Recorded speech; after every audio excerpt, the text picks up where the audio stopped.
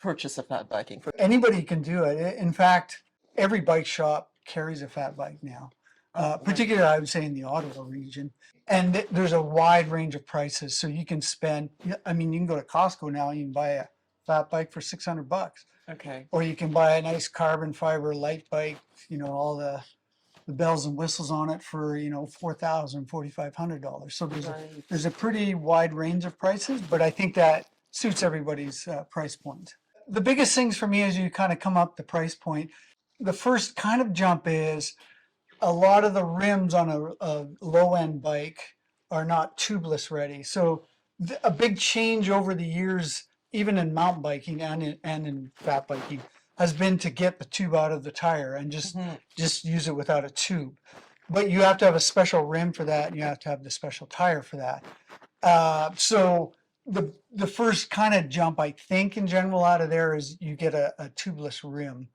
So this is a tubeless rim. Okay. And this tire is tubeless ready. So there's no tube in there. Okay. And you put the special sealant in there to kind of seal it all up so that'll hold the air properly. The other thing that starts happening is this is called the hub. And that's what allows you to pedal the bike. I find as you go up in price, you get a better hub and one that's more serviceable, because eventually one of the things I find with fat bikes is that rear hub blows a lot easier than a hub in the summer for some reason. I'm not sure about that, but that's generally something that does die. Okay. So as you go up in price, you get a better hub and one that's more easily serviced.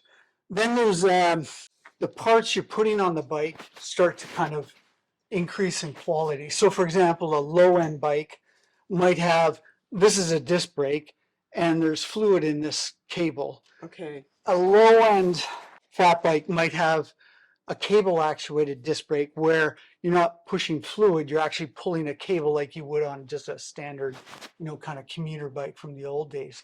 So you're kind of getting better quality components as you come up in price.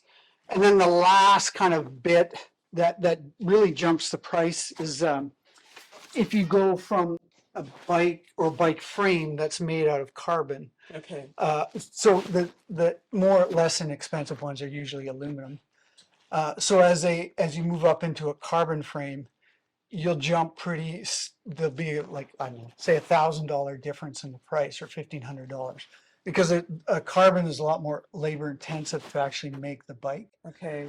And then they'll also do the fork, so this part of the bike, on a high end, like that's kind of the last piece, you'll get a carbon fork as opposed to just a normal aluminum or steel.